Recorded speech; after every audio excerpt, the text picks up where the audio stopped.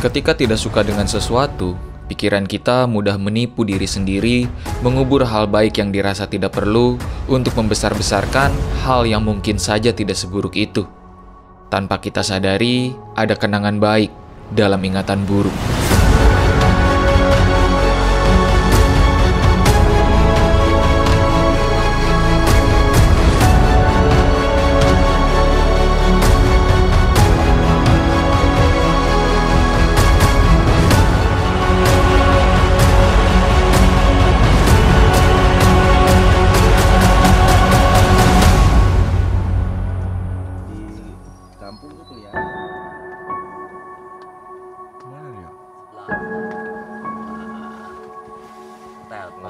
Suhu udah mulai kerasa dingin, apalagi hujan semalam gerimis.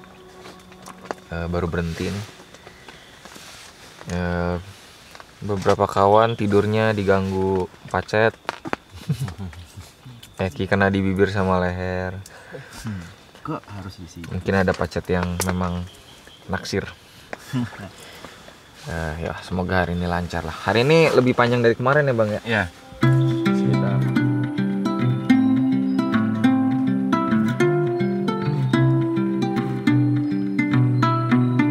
Tidak disangka kami sudah berada di ketinggian 1600-an mdpl, sudah beda 1100 meter vertikal dibandingkan desa. Pagi kembali datang dan kami kembali melakukan kegiatan yang sama. Sarapan, siap-siap, kemudian kembali berjalan. Satu hal yang saya lupa terangkan, setiap pagi, Aidil si jagoan memasak juga harus masak nasi untuk istirahat siang. Dengan begitu, kami tidak perlu lagi lama berhenti untuk masak-masak ketika istirahat di jalur pendakian. Cara ini lebih efektif dalam mengumpulkan energi dibandingkan cuma makan roti yang hanya berlaku di pendakian trek pendek. Gak tahu, kayaknya ada hewan yang tiba-tiba kaget ada tenda mungkin kan. Jadi langsung mutar tenda. Ada suara ya? Iya ada suara. Resek ya? Ya aku takutnya babi atau harimau. Jadi ini pisau langsung aku masukin ke sleeping bag, iya. Jaga-jaga. Oh dari sini ke danau itu berbahaya berarti ya kalau untuk ngecamp. Karena pernah pasang kamera daerah situ. Dan ada harimaunya. Ada dapat itu.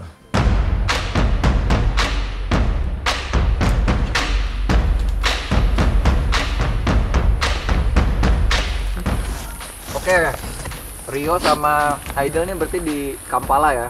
Iya Bang, Kampala singkatan apa?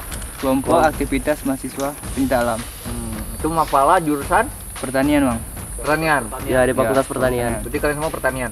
Ya. Apa yang mendasari dulu ingin masuk Kampala? Maksudnya secara umum ingin masuk Kampala tuh kenapa? Aidil kan penasaran dengan panjat tebing. Disitulah suka dengan Mapala. Kalau memang ingin belajar di panjat tebing, kata anak Kampala, ya masuk Kampala biar nanti belajar. Kalau dari Rio sendiri memang dari keinginan dari awal sebelum masuk kuliah.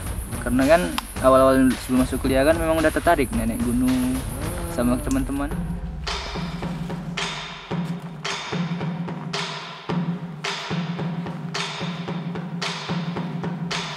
Banyak sekali lalat atau lebah ya kelihatan ya. Iya. Mengikuti terus, aduh. Kemarin kesalahannya malah pakai sovel Ki. Atau pakai autan. Jadi kan ada aroma bunga, mereka malah gigitin. Itu jadi sekadar tips. Kalau bukan nyamuk, sebaiknya dipikirkan ulang ya. Kami lalu tiba di tempat di mana seharusnya berkemah jika sesuai itinerari. Oke, bisa dilihat di sini ketinggian 1900-an. Ya, 1900 pas ya. Iya.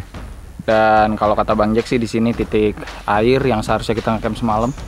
Jadi kita bisa berhenti sebentar untuk ngisi air karena setelah ini kemungkinan besar kalau nggak hujan sampai ke pos selanjutnya yaitu danau itu kita nggak akan ada air lagi kecuali hujan ya. Jadi hubungan sama hujan ini love and hate relationship. Datang tapi kesel, nggak datang tapi butuh. Selepas mengambil air, kami kembali melangkah. Ini kotoran apa nih? Taruh dulu. Tapir. Tapir. Oh, lintasan berarti ya? Iya. Anjek ini jejak.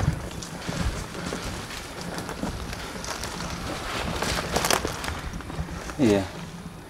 Tapir tadi bukan? Tapir tapaknya 3. Iya ya. Ini bukan. Ini bukan. Rusa. Ini rusa ya. Di satu titik kami menemukan kotoran tapir, juga jejak rusa. Bang Jack berkata bahwa area ini adalah tempat bermain nenek. Nenek dalam tanda kutip loh ya. Jadi nenek adalah sebutan warga lokal untuk harimau. Konon di sini dan banyak tempat di Sumatera, harimau dianggap sebagai leluhur dan pamali untuk menyebut nama harimau ketika berada dalam hutan. Makanya warga lokal menggantinya dengan panggilan nenek.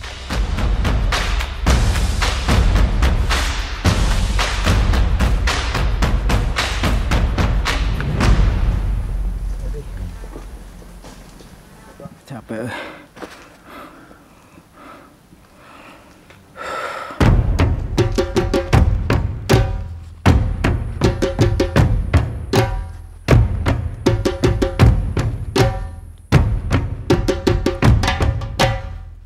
Di titik lain, rombongan menemukan sebuah jalur dengan banyak sekali kantong semar. Tidak melingkar di antara rimbunnya pohon, tetapi di tanah. Ini menjadikan kami harus hati-hati dalam melangkah agar tidak menginjak tumbuhan yang cukup jarang ditemui tersebut. Di sini banyak sekali kantong semar, bukan 1-2. Tapi banyak sekali, Ki. Waduh. Lihat. Kantong semar ini menandakan hutannya belum terjamah ya Bang Jack ya?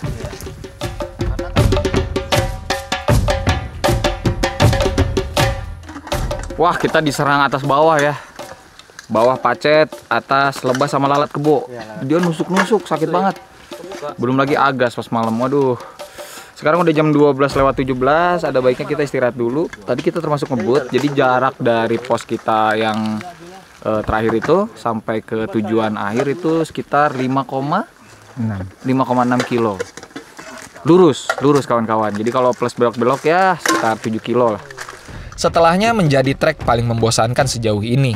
Hanya lurus, naik, tanpa buka jalur, atau ada apapun untuk diceritakan. Kalaupun ada yang menemani kami, tentu saja lalat kebo dan pacet. Lalat menyebalkan ini masih saja terus berusaha mengisap darah. Tak tahan, saya meminta obat nyamuk bakar, menyalakannya, kemudian menggenggamnya seraya mendaki. Pasalnya tak main-main. Lalat kebo alias pikat juga bisa menyebarkan penyakit serta parasit.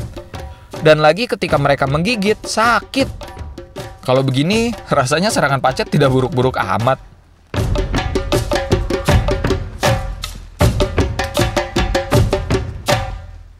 Selepas makan siang, kami melihat burung menjadi korban makan siang predator. Bulu-bulu berhamburan menandakan ini ulah hewan, bukan pemburu. Enggak, kalau pemburu enggak diginiin, ini pasti mangsa. Oh, mangsa. Oh, berarti bukan pemburu tapi hewan memangsa unggas ya. Predator memangsa unggas. Iya, seperti ada yang habis pesta makan di sini, Ki.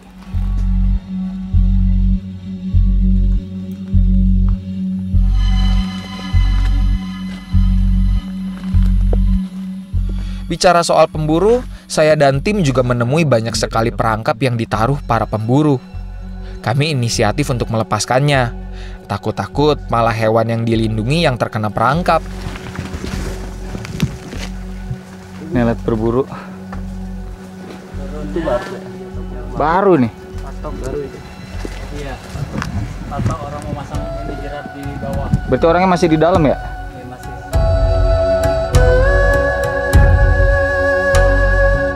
Aidil menemukan jejak pemburu ya dulu ya. Nah, ini jejak udah dulu ada, lihat. Nah, juga. Dan ada arah ke sana juga, lihat. Ini kelihatan? Nih jejaknya. Tuh. Ini jebakan. Fokus di talinya, Ki.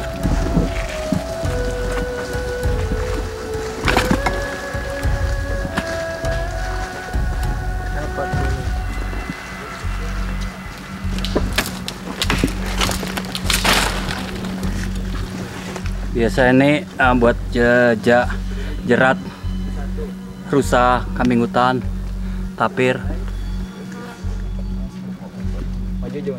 Nah, sebenarnya Ki, jejak-jejak pemburu ini yang menyesatkan waktu itu ya, menyesatkan kami selaku pendaki. Jadi kami jalan terus datang ngikutin jejak pemburu, dan pemburu itu kan nggak selalu ingin pulang ke desa ya, apalagi pas pulang tuh tahu-tahu ke tempat persinggahan pemburu itu, jadi muter lagi terus rada hati-hati. Ini jejak masih seger juga, kayaknya pemburunya masih pada di sini ya Bang ya. Iya. Bang Jack mengungkapkan bahwa disinilah dulu saya ke Seleo. Aduh, ngeri sekali mengingatnya. Pada saat itu ada pohon rubuh yang membuat kami sulit berpijak. Ketika saya menanjak, terpleset dan lutut saya terbentur hingga bergeser. Gunung Patah pendakian yang dulu saya pernah ke Seleo. Ternyata setelah itu Bang Jack dan kawan-kawan bilangnya ini tanjakan ke Seleo. Dan itu tanjakannya di sini. Nah itu Bang Nob sedang naik. Waktu itu di situ saya ke Seleo. Ada batu kan itu? Ada batu, kaki terbentur di sini, langsung bengkok lututnya. Prak, balik lagi. Dari situ saya jalan terpincang-pincang sampai ke danau pada saat itu.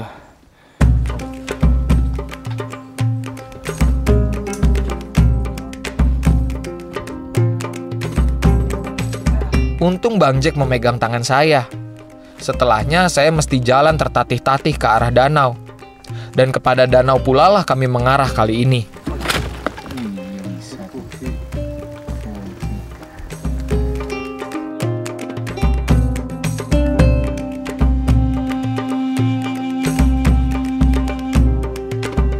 Kami kemudian tiba di puncak danau. Ketinggian sudah menunjukkan sekitar 2.500-an mdpl. Hanya berbeda 300 meter vertikal dibandingkan puncak Gunung Patah. Eits, tapi jangan senang dulu. Bukan berarti puncak sejati sudah dekat. Esok kami harus kembali turun ke punggungan lain, kemudian naik lagi, turun lagi, naik lagi. Malas juga kalau dipikirkan. Itu sama saja mendaki beberapa gunung. Tapi besok bagaimana besok? Sore yang cantik menyasarkan kami. Karena terlalu euforia, saya dan beberapa kawan malah lupa lihat peta. Ternyata tadi dari puncak danau kita salah arah, harusnya ke kiri. Jadi kita tarik mundur lagi. Wah, pada badan udah lemas banget. Cari arah yang lain. Tuh Bang Jack di depan.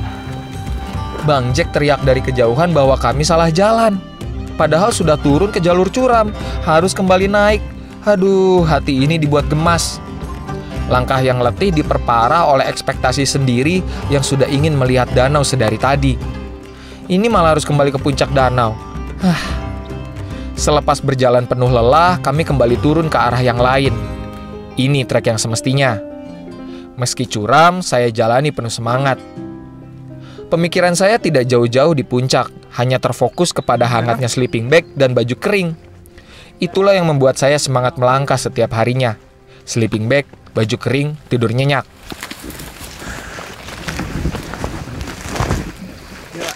Wow, lihat Ki. Mantap. Keren banget.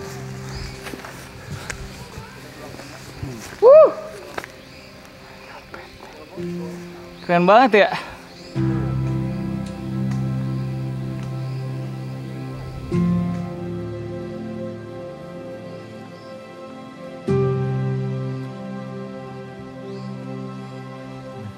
Ya, ini udah pukul 18.17, kita terlambat 2 jam dari waktu pendakian yang seharusnya. Tapi kita akhirnya di hari ini tiba di poin yang diharuskan tanpa ada utang lagi. Nah, tadi kita turun termasuk curam ya Ki ya. Kebayang besok naiknya kayak gimana, tapi jangan dibayangkan dulu. Yang penting kita beristirahat dengan santai dulu malam ini. Kami tiba di danau. Dulu bersama tim 2017, kami salah masuk jalur danau hingga tidak bisa menikmati pemandangan secara menyeluruh. Sekarang segala ketenangan lingkungan seolah meresap ke dalam batin. Posisi hammocknya dari pohon sana ke pohon sana kencang semua. Dan pas banget sama mukanya Mang Bet. Kami pun mencari spot paling aman dari angin lembah, kemudian mendirikan bivak. Menemukan pohon yang cukup kuat, saya kembali hamokan. Kelak saya sadari bahwa hamokan di tempat dingin seperti ini tanpa alas tidur yang baik adalah tindakan keliru. Tapi rasa dingin terkalahkan oleh ketidaksabaran. Saya tak sabar untuk menerbangkan drone esok pagi. Lurusin dulu biar handiplasnya ngepres. Itu ditaruh ditempelin itu ya. Itu bersihkan rumput dekat tempat dapur untuk masak. Tidak sengaja kena tangan pisau. Asa gitu nadi. Hampir nadi. Dalam.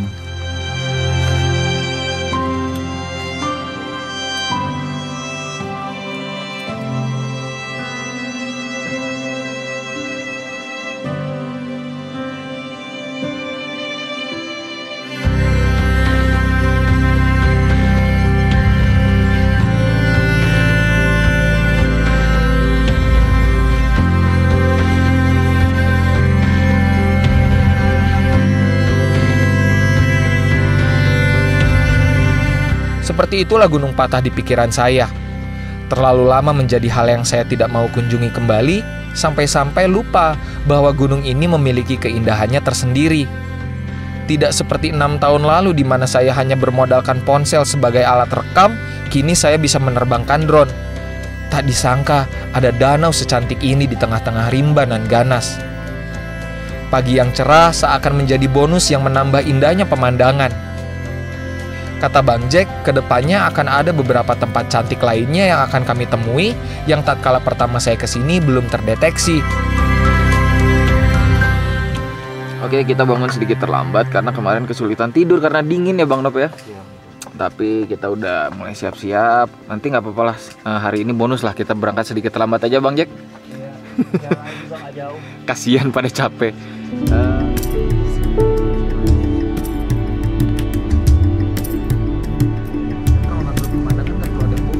Cerahnya hari hanya sesaat. Langit kembali mendung saat kami mulai trekking. Kabut turun seakan hendak menggoda kami agar menetap saja. Ini sudah hari kelima. Rasa malas sudah mulai bercengkrama di kepala. Tapi mau tidak mau, jalan terbaik adalah maju, bukan mundur. Jadi Ki, banyak sekali jalur mengecoh. Tadi kita ke sana, ternyata salah. Awal kita dari sana. Ternyata kalau kita ke sana itu melingkari danau. Jadi tapi jalur yang terbuka ke situ. Padahal yang benar ke sini. Jadi harus selalu cek peta dan kompas. Melewati trek yang terbuka membuat kami sesekali tersesat. Banyak sekali jalur, entah milik pemburu, tim Bang Jack terdahulu, atau bahkan hewan. Kami kemudian tiba di kamp pemburu, sebuah lembahan yang terapit di antara dua bukit. Jadi ini dulu di sebelah kanan sini ada kamp pemburunya. Ada pondokan dari kayu. Nah, kami dulu berkemah tuh di tempat pohon-pohon rubuh ini, Ki. Pohon-pohon roboh.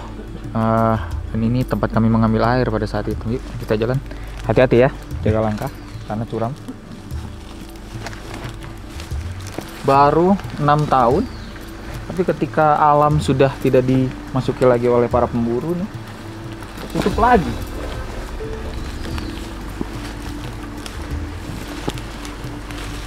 Dinamakan kamp pemburu karena dulu menjadi persinggahan para pemburu ketika lama menetap di hutan ini.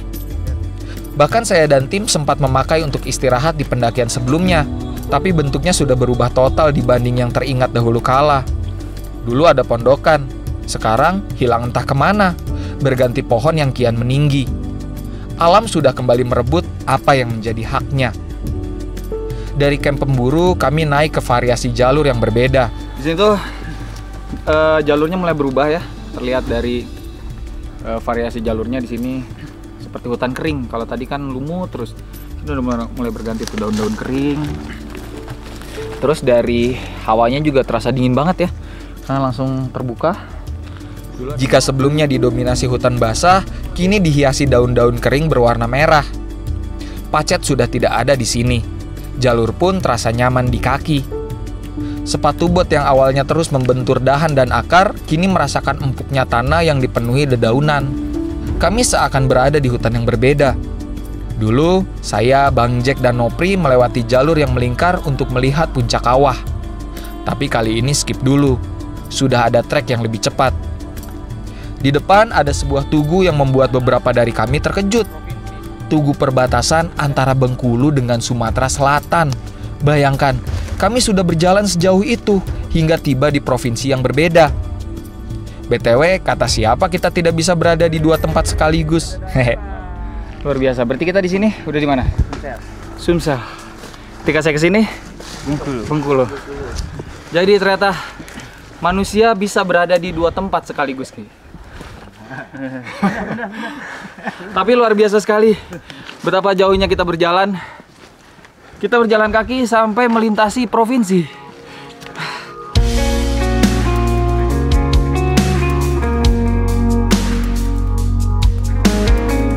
Sebagai tambahan informasi, nanti kami kembali melipir ke arah Bengkulu, tempat di mana puncak patah berada.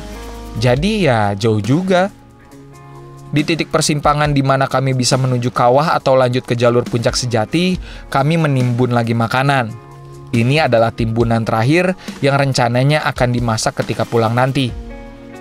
Saat sedang berjalan turun dan mencari jalur, tiba-tiba Nopri terjatuh.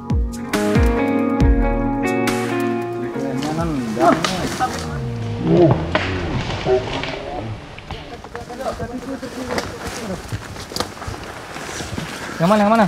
Ini. Kesel, kesel. Nah, tuh gini. Lurusin Bang. Kaki dulu semua.